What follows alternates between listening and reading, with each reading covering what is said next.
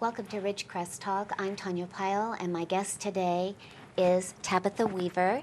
She is the playwright of the production now being presented at RCA, Ridgecrest Calvary Assembly. Yes.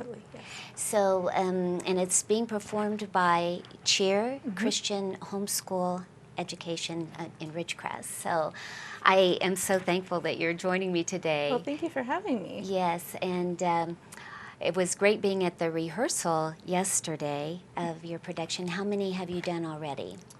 Oh, goodness. Well, we have 2 or 3 this week, and then, of course, we had ones last week. So I would probably guess around 5 or 6. Okay. Well, they sure look like they were having a good time doing it. How did you feel about it when you watched it? It's really interesting watching it. It was a year-long process of writing it, so to see it kind of come to life has been really fun. And so now you're from Ridgecrest. You grew up here. I'm sure people around here know your family. Yes. Your grandmother was a teacher. Your mother is a teacher. And she's, in fact, the drama instructor of this school, the home school. But she does strictly the drama. She doesn't do home. She doesn't have any students she teaches at home. She does strictly the drama portion of the school? With Cheer, yes. She does do some tutoring in some other things as well. Okay. Yes. But you weren't homeschooled. Yes, actually. Oh, you were? Yes. But I thought you went to Burroughs High School. No, I went K through 12. I was homeschooled, but we worked under Calvary Christian School. Oh, okay, Calvary Christian School, that's right. Oh, thank you for correcting me on that. But then, okay, so you were a graduate of Calvary Christian School and then went to Saracoso Community College. And in your experience then, had you written before, or did you have people write on your papers, you can write? No, actually, I had a couple of professors that were like, oh my goodness, what are you doing? I did write a little bit of a play previously because when my mother did Narnia, she wanted an opening and a closing with C.S. Lewis about how he had created the play, or wrote the book. And so I did do a little bit of that. But that was all that I had done prior to this as far as play work. Very good job. Thank Very you. impressive. So in your experience then in school, did you have anyone in particular who inspired you? Because I think you're an inspiration, so I'm wondering who has inspired you. Well, my mother definitely inspires me Yes. to do things that I didn't think I could do. And I had some wonderful professors along the way that really helped me to understand how to write and how to make notes on things and keep things so that, you know, my sources were good and things like that. So you put a lot of effort into your sources for this particular production. And what were some of your best sources? Well, my top 3 were the Library of Congress, obviously, and the National Archives.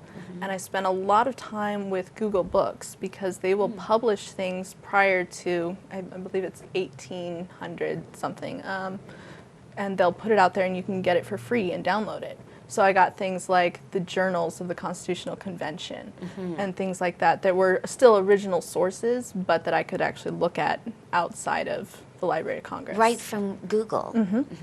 What was the effort you had to put into going to the Library of Congress? It was kind of intense. I had one book that was really helpful that I had at home that had a huge bibliography. And so I could look at where they said it came from and then go to the Library of Congress and actually pull the real document and make sure that they were correct and then use that segment and then maybe a little bit more if I wanted it. But it was mainly just knowing kind of where I needed to be, what year I was in, what day. So it was complicated, a long process, but it definitely paid off. I think generally for a movie it's about 120 pages for a script. How about for a play? Well, this one is 37 pages in regular printer form. It's not in a booklet yet. So just printing it right off the computer, it's about 37 pages long. And you said it took you how long to do this? About 8 months. What was your degree at Saracoso? It was just a AA and liberal arts. Liberal arts.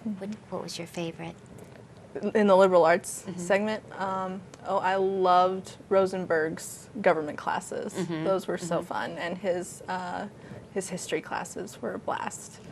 Did you let any of your teachers know about the production, or have you invited them? Or? Not really. So if they're seeing this program, there's still time for them to make it to RCA Church and come to the production? Possibly. But I think probably at this point they're probably looking more at the DVDs. So. How has the turnout been at the play? It's been pretty good for it being not well known. And we were competing with the dance studio last week, so so it was small, but it was decent enough that the kids felt good. So we're hoping that we got a little bit more on the last couple of nights. So. And your last 2 nights then are Thursday and Friday. Right. Okay, you're in Utah now, and am. You've come back to do this production, and it's just very good production. I thoroughly enjoyed it. Well, thank you. And so I want to thank you for inviting me to the rehearsal. Absolutely. I got a chance to speak to one of the actresses, Mrs. Chamberlain, I believe, nice. Holly Hill. So she was fun to talk to. And so your mom was quite busy. Yes. I said, what time do they break for lunch? Oh, they don't break for lunch, no. Yeah. So, have you done drama? I did do drama. I was actually in my mom's first production. I was the main heroine. We did a melodrama the first year. And that was the year before I graduated from high school. And then we did one more year, and I was in that one. And then she took a break. And by that time, I was in college when she started again. So. Okay. Yeah. Well, we're getting ready to take a break here. We're going to come back and talk quite a bit about your play. Wonderful. Your really educational play. I learned quite a bit just watching the play, actually. And I know you focused a lot on direct quotes, which some of the students had some comments about that. So we'll come back after the break and focus in on your production, George Washington, the Unyielding Hero. Right. All right. So this is your Christian high school education. All right. We'll be right back.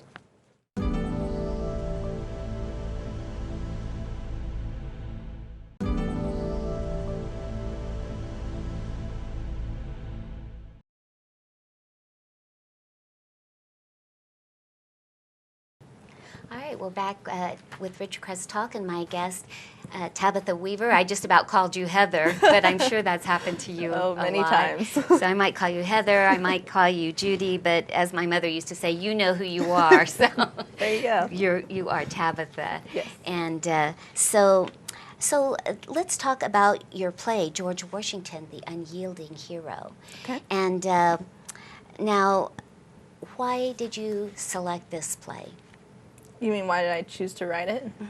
Well, my mom has been doing these productions forever, and she was reading this phenomenal book on George Washington at the time. Okay. And she just thought, you know what, he's so amazing. Yeah. And she started looking through her drama catalogs and couldn't find anything that she felt would be accurate or not particularly cheesy for a high school drama.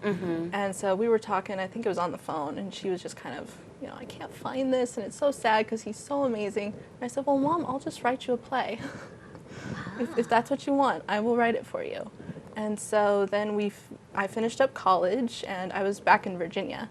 And we were driving home, and she said, well, you know what, we're coming home. Why don't we just stop at, you know, Mount Vernon, and we'll go to Pennsylvania, we'll go to Philadelphia, we'll go to Valley Forge. You know, we'll just make this our time to go do, you know, some history, which turned out to be phenomenal because when I was writing scenes at Valley Forge, having been there, there's an awness to it. You can just feel a presence there that's just so peaceful, but at the same time so reverent.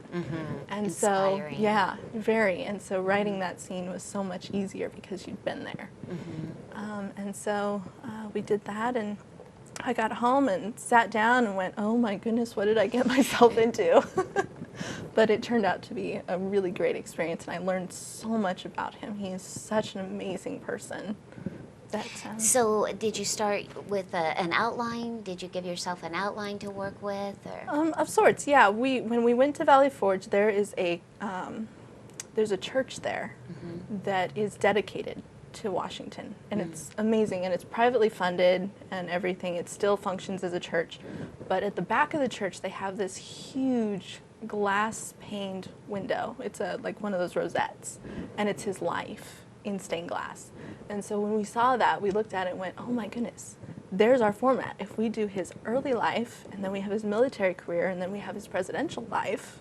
So we kind of had this little bit of an outline going in, and then we kind of expanded it a little bit. And I was creating the scenes as I went along on paper, so that I kind of knew, okay, I don't have two characters in the same slot on the same part of the stage. So yeah, we kind of worked it that way. And so what about your character was unyielding? Just the fact that throughout the years, people have just tried to get rid of him so much. They try and say he's a deist. Well, if you read his letters or anything that he wrote, it's very obvious he's not a deist in any way, shape, or form. And so they try and call him a liar. They try and just, and if they can get rid of him, then they can say, well, America's not really a Christian country. And so it's just, and continuously, he just kind of fights back over and over and over again. So he's so unyielding in that sense. And at the same time, in his life, he was unyielding because he wouldn't give up, even in the horrible trials of Valley Forge. We don't even know how many men died because he wouldn't say. He didn't want the British to know. So even in that, he would not stop. So, and his faith was just, he never let go of his faith. He forged on. He did. So here you have a picture of George Washington kneeling and in prayer on his beautiful horse, and you have his horse depicted. Who drew the picture of his horse? I'm not sure who did that one. That's a very famous painting of him. Your picture was looks like, horse painting, Christie. Oh, Kirsty Hart, yes, or Bram now. Yes. She was Hart. That is the horse that's actually on display for the play.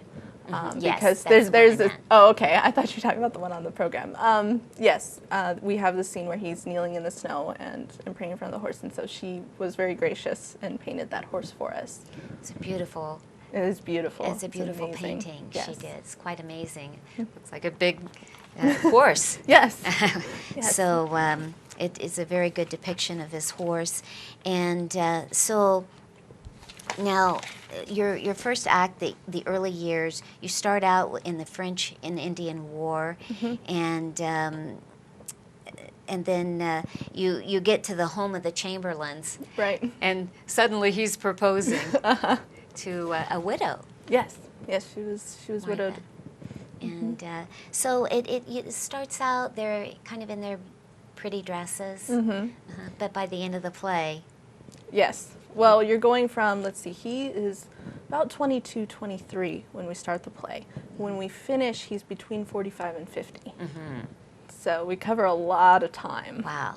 Yes, that's a lot of territory. And you did it very well. Thank you. What's your favorite part of the play? Oh, there are a couple of favorite parts. I love the proposal scene. That was very difficult to write, but very fun. I love when von Steuben comes in the spring part of the Valley Forge. He's the guy that's talking in German and then in French. And I love the scene where Washington is getting ready to go to the convention, and he's just whining to Martha, and she's sitting there and going, yes, dear, whatever you say, dear. You don't have to go if you don't want, dear. So it was just, there are some very fun pieces in there. I like the part where they were asking, when she asked him, was your coat really shot through 4 times? And sadly, 2 horses killed underneath him. Yes. And yet he survived. It's kind of unbelievable. It is. So it was considered to be providential. Absolutely. Yeah, we would not have made it without Washington. So, yeah. He was a great general. Mm-hmm. And what, let's see, going to the convention and then you have ratifying the Constitution and now parts of it I missed Right. at the rehearsal. It wasn't a complete rehearsal. Right. We were running a little behind because our tech took so long. Uh-huh. We had to take the lights down for the Sunday service, and then we had to get them back up. So it took a while. Yeah, I'm They kind were of temperamental. Yes. Oh my goodness. Yes. So unfortunately, you missed the Constitutional Convention. That's another fun piece. Well, we're going to come back in just momentarily and talk about some of the technical issues you went through. All right. All right? So,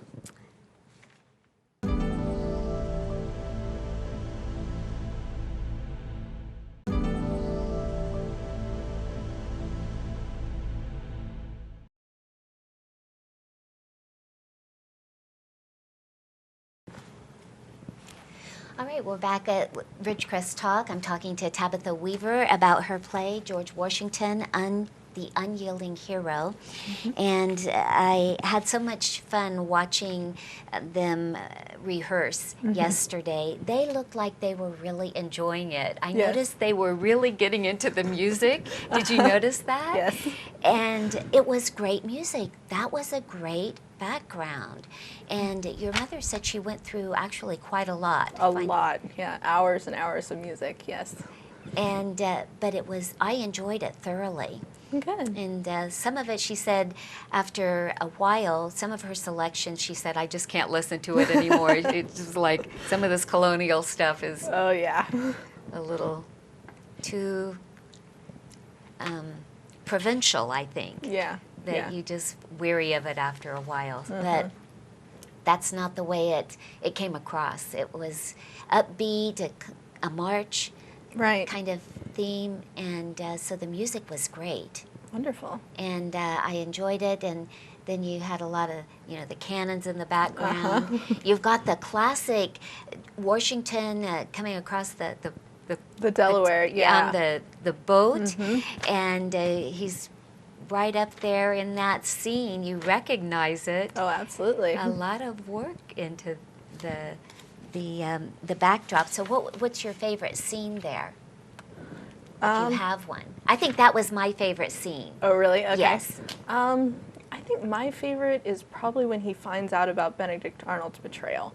There is just so much emotion in that, and it's a great scene. And we don't think of Washington as having those emotions of just absolute, Well, that's where he's sad. yielded. Yeah. He's sad and he's yielded. He's really praying about the situation. Yes, He absolutely. really was given to prayer in that respect. And he seemed to really, he believes in his purpose, his mission. Oh, absolutely. He believed in it very, very strongly and had a lot of confirmation that he was purposed Yes. Oh, yes. to do that with the 4 bullets in your coat. I mean, how much more confirmation does a person need? Not much. Right? How about you in your own life in terms of confirmation and things of that nature? In this play? Well, there's been some. We had an offer about a year ago to potentially take it and make it into a TV series. Oh. So that was, at the time, was kind of like, oh my goodness, we weren't going there, Who brought that? It was a lady that we met at the Republican Women's Groups, Oh. actually.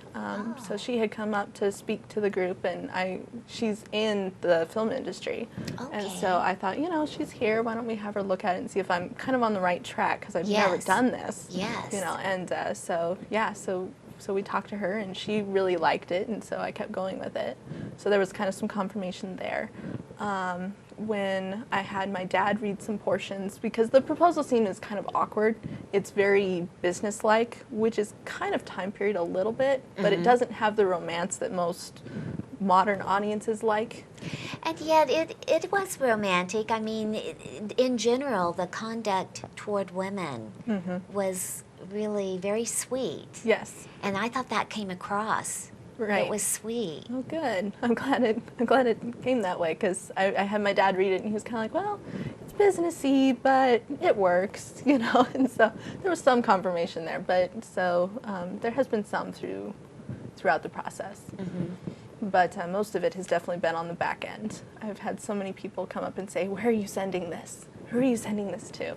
And so that's been really cool. Let's talk about some of the performers. Okay. And now, let's see, you had Holly Hill. Now, she's Mrs. Chamberlain. Yes. And they were friends of George Washington, introduced him to the widow, Right. Martha.